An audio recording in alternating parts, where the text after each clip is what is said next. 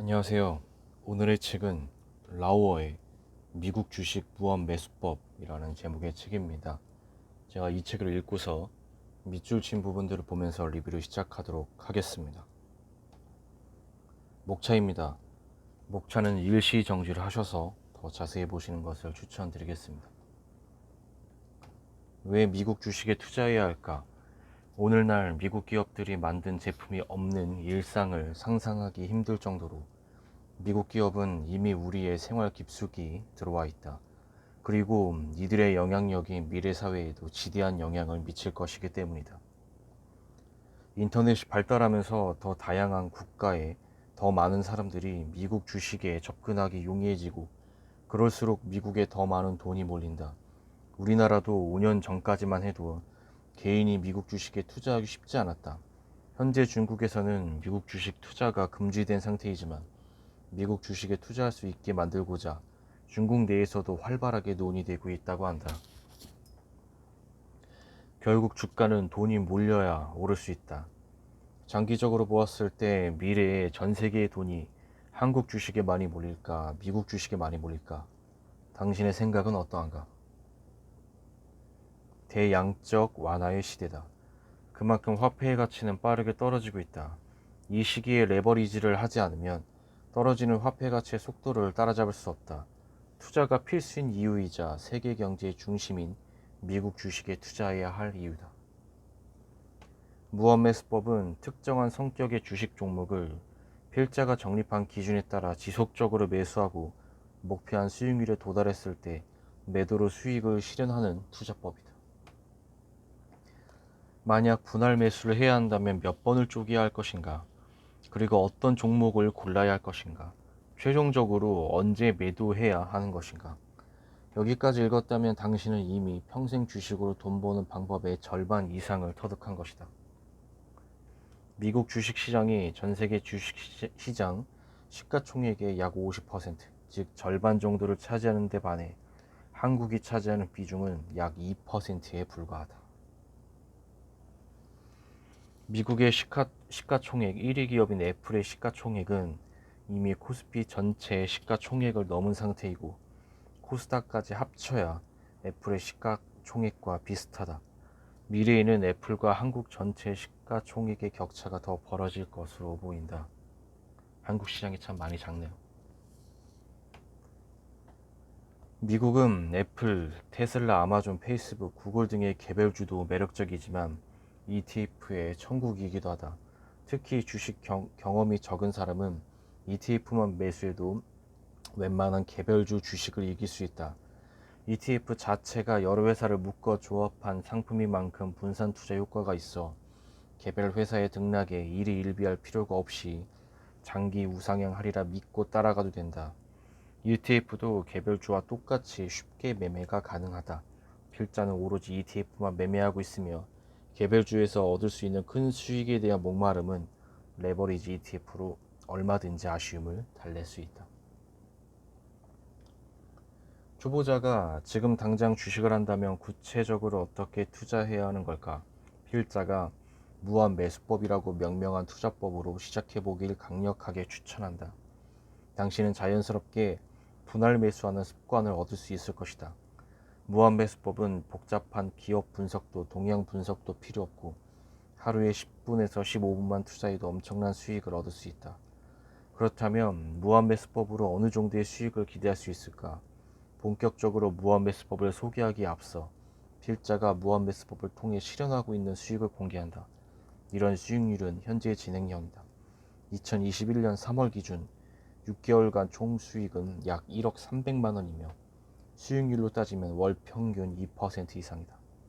사용하지 않은 원금까지 포함해 계산한 수익률이다.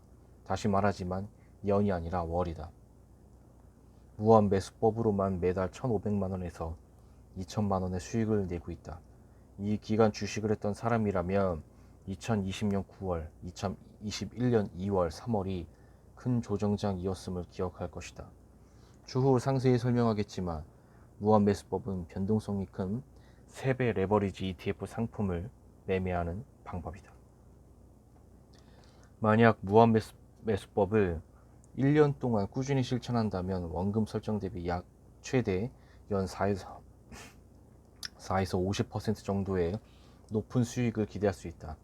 그러나 이는 이상적인 경우고 실제로 백테스트를 해본 결과 연평균 수익률 2에서 30%를 무난하게 달성할 수 있다. 무한매수법은 하루아침에 일확천금을 얻을 수 있는 투자법이 아니다. 순식간에 수백 배, 수천 배 불리는 건 애초에 투자가 아니라 도박이다. 무한매수법의 핵심은 높은 수익률을 안정적으로 꾸준하게 실현할 수 있다는 것에 있다. 1. 원금을 40분할로 나누고 절대로 다른 곳에 사용하지 않는다. 원금을 40분할한 뒤 하루치씩 주식을 매수하면 된다. 예를 들어서 1만 달러가 원금이라면 40분할을 하면 250달러다. 이를 매수 시도액이라고 한다. 즉 1만 달러 원금 시 하루치 매수 시도액은 250달러이다. 이 하루 매수 시도액으로 최소 2주를 살 수 있는 종목을 선정한다. 예를 들어 NAIL이란 ETF의 주가가 60달러라면 250달러로는 2주 이상을 살 수 있기에 적합한 종목이다. 종목이 정해지면 하루하루 변동하는 NAIL의 주가와 상관없이 최대 250달러치를 매수하는 것이다. 3. 여러 종목을 할 경우 종목마다 원금을 분리하고 절대 섞지 않는다. 예컨대 A 종목의 주가가 하락했다고 B 종목에 투자해야 하는 1,000만원 중 일부를 빼와 A 종목을 사면 안 된다. 1. 첫 번째 매수는 장중 아무 시간에 한 회를 매수한다. 첫 번째 매수의 시점은 장중 아무 때나 상관없다. 저점을 맞출 수 없기 때문에 마켓 타이밍을 잴 필요가 없다. LOC 매수를 걸어도 상관없고 바로 매수해도 상관없다. 앞으로도 마켓 타이밍을 재는 일은 없을 것이고 이 부분은 무한매수법의 큰 장점이기도 하다. LOC는 리미트 온 클로즈의 줄임말로서 장 마감 시 유리한 가격으로 매매가 체결된다는 것을 뜻한다. 예컨대 내가 10달러 매도를 걸어두면 장 마감 시 종가가 10달러 이상일 때 매도가 체결되고 이하면 주문이 취소된다. 반대로 10달러 매수를 걸면 종가가 10달러 아래면 매수하고 위면 주문이 체결되지 않는다. LOC 매매에 대한 자세한 설명은 2장 말미에 덧붙였다. 두 번째 매수부터는 LOC 매수로 매일 매수한다. 하루 매수 시도액의 절반은 현재 평단가로 매수 주문을 걸고 나머지 절반은 LOC 매수로 시중가보다 10에서 15% 위쯤에 걸고 잠을 잔다. 하루 매수 시도액을 1회차라고 했을 때 0.5회차는 평단가보다 높아도 반드시 매수하고 0.5회차는 평단가 아래서 매수하려고 의도한 것이다. 실제로 종가가 평단가보다 낮을 경우 1회차가 모두 매수된다. 이를 각각 LOC 평단 매수, LOC 큰수 매수라고 지칭하겠다. 만약 장중 가격이 이미 내 평단가보다 낮을 경우 장중에 1회 분량을 모두 실시간 매수해도 된다. LOC 매수든 장중 매수든 매일 1회차씩 매수 시도한다. 이때 중요한 것은 어제 0.5회차를 매수했다고 해서 오늘 1.5회차를 매수하지 않는 것이다. 주가가 매우 하락하거나 상승하는 경우 개수가 변할 수 있다. 무한매수법은 매일 정해진 액수만큼 주식을 매수하는 방법이다. 주가가 떨어지거나 오르면서 매수할 수 있는 주식의 개수는 변할 수 있다. 주가가 어떻게 변화하든 정액법에 의해 하루치 매수액에 맞춰 매수한다. 매도도 매일매일 걸어둔다. 매도는 지정가 매도로 매일 걸어두면 된다. 미국 주식시장은 한국 시간으로 오후 11시 30분에 개장하지만 키움증권 기준 풀이장은 오후 7시에 시작한다. 매일 현재 내 평단가 대비 10% 높은 수익 지점에 보유주식 모두 지정가 매도를 걸고 다른 할 일을 한다. 풀이장에 지정가 매도를 걸어두면 본장이 끝날 때까지 주문이 유지된다. 만약 정해진 원금을 모두 소진할 때까지 위 방법으로 매도가 되지 않는다면 앞서 설명한 매수 및 매도 방법을 모두 숙지하고 73페이지에 소개된 무한매수법 영원법으로 이동한다. 만약 이런 상황에 닥친다면 위기를 만회할 방법에 대해 소개하겠다. 참고로 원금을 모두 소진할 때까지 수익이 나지 않는 경우는 1년에 한 번, 두 번밖에 오지 않을 만큼 드물다. 무한매수법은 매일 매수를 걸고 매일 매도를 건다. LOC 큰 수 매수가 평단가보다 10에서 15% 높은 가격으로 설정했고 평단가보다 10% 높은 가격에 보유한 주식을 지정가 매도로 걸어두었기 때문에 매도 당한 날에는 LOC 큰 수 매수가 동시에 발생한다. 그러면 다음 날부터 LOC 큰 수 매수된 것을 내 평단가로 삼고 계속해서 무한 매수를 이어나가면 된다. 즉 0.5회차부터 시작하는 셈이다. 만약 분할 매수를 해야 한다면 몇 번 쪼개야 하는가? 원금을 40회로 쪼갠다. 그리고 어떤 종목을 골라야 할 것인가? 1회차당 최소 2주를 살 수 있는 3배 레버리지 ETF 상품을 고른다. 최종적으로 언제 매도해야 하는 것인가? 평단가를 기준 삼아 매일 0.5회에서 1회 매수를 하고 매일 매도를 건다. 시장가 매매와 지정가 매매는 모두 실시간으로 시행한다. 하지만 미국 주식장이 한국 시간으로 오후 11시 반부터 시작해서 새벽 6시에 끝나기 때문에 현실적으로 투자자들이 실시간 매매를 하기 어렵다. 그래서 무한매수법에서 이용할 수 있는 매매법이 바로 LOC 매매법이므로 반드시 숙지해야 한다. LOC란 리미트 온 클로즈의 준말로서 장 마감 시 유리한 가격으로 매매가 이루어진다는 것을 뜻한다. LOC 매수의 경우 본인이 지정한 가격보다 종가가 낮은 경우에만 매수된다. 본인에게 유리하게. LOC 매도의 경우 본인이 지정한 가격보다 종가가 높은 경우에만 매도된다. 본인이 유리하게. 이게 정확히 어떤 원리인지 예시로서 알아보자. 김기미 씨는 오늘 TQQQ라는 ETF를 실시간이 아니라 종가 매수를 걸어놓고 잠을 자고 싶다. 그런데 너무 높은 가격에 매수하긴 싫어서 LOC 매수로 $100를 지정해서 걸어놓고 잠을 잔다. 만약 이날 TQQQ 종가가 $100를 초과하면 매수되지 않는다. 만약 이날 TQQQ 종가가 $100 미만이면 종가로 매수가 이루어진다. 반대의 경우도 살펴보자. 홍배짱 씨는 오늘 TQQQ라는 ETF를 실시간이 아니라 종가 매도로 걸어놓고 잠을 자고 싶다. 그런데 너무 낮은 가격에 팔고 싶지 않아서 LOC 매도로 $100를 지정해서 걸어놓고 잠을 잔다. 이날 TQQQ 종가가 $100를 초과하면 종가로 매도가 이루어진다. 이날 TQQQ 종가가 $100 미만이면 매도되지 않는 것이다. 우선 원금을 소진했을 때 10%의 수익권에 도달하지 않더라도 수익권이면 모두 매도하는 것을 권한다. 만약 수익률이 마이너스인 상태라면 마이너스 10% 정도까지는 손절을 감수하고서라도 모두 매도하고 다시 리셋하여 투자하기를 권한다. 아쉬울 수는 있겠으나 무한매수법으로 손해가 발생하는 경우는 드물기에 꾸준히 무한매수법을 하거나 여러 종목에 동시에 무한매수법으로 투자했을 때 연간 단위로 충분히 만회가 가능한 수준이다. 손해율이 10%를 초과했을 때 대응법을 김계미 씨 사례를 바탕으로 단계별로 정리해 보겠다. 기존 FNGU 투자 계좌는 일단 40회차가 소진된 채로 매수도 매도도 하지 않고 정지한다. 새로운 계좌를 개설하여 FNGU를 1회차 매수부터 다시 시작하여 무한매수법을 이어나간다. 새로운 계좌에서 무한매수법 규칙대로 플러스 10% 매도 수익이 발생하면 기존 계좌의 FNGU를 그 수익금만큼 손해금이 나오게 매도한다. 예를 들어 새 계좌에서 FNGU 수익이 $100일 경우 기존 계좌에서 FNGU 손해가 $100가 될 만큼을 매도한다. 여기까지 읽은 사람들은 궁금증이 생길 것이다. 어차피 같은 종목을 계속해서 무한 매수법을 해나가는 건데 같은 계좌에서 계속 무한 매수를 하면 안 되나? 만약 기존 계좌에서 40회 이상을 매수를 이어갈 경우 쌓여있는 기존 주식들 때문에 평단가의 변화가 줄어들어서 코스트 에버리징 효과를 보기 어렵다. 반대로 매수액이 쌓여있지 않은 새 계좌에서 무한매수법 사이클을 다시 시작하면 더 쉽게 매도 지점에 도달할 수 있다.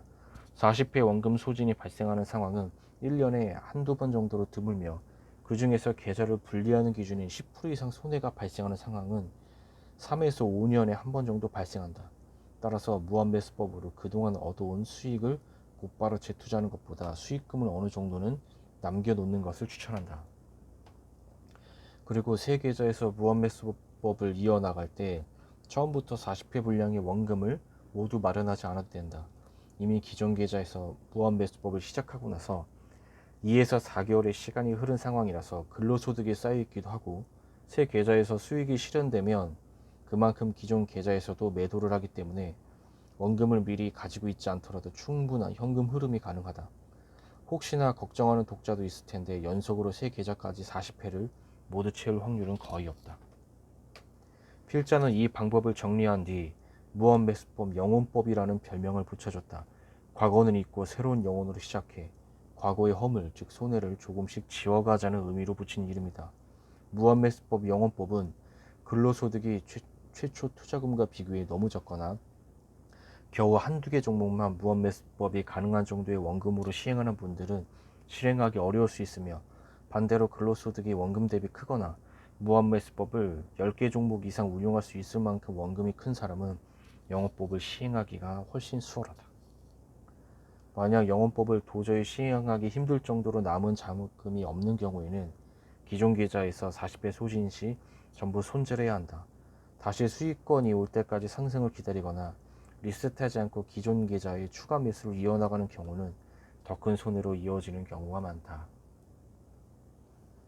투자란 내가 일하고 있지 않은 시간 동안 돈을 버는 것인데, 하루 종일 차트를 보고 있으면 계속해서 일하는 것과 다름이 없다.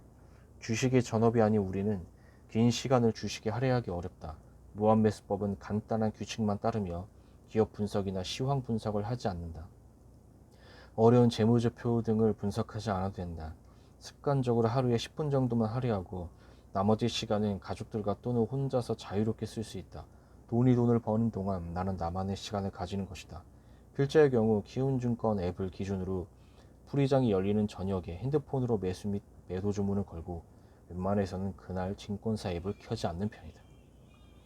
필자가 정리한 무한매수법을 시도할 수 있는 대표적인 ETF 종목들은 다음과 같다. 참고로 모두 3배 레버리지 ETF에 해당하며 FNGU만 유일하게 ETN에 해당한다. ABC 순으로 정리해 보았다. 밑에 내용들은 일시정지를 하셔서 자세히 보실 것을 추천드리겠습니다.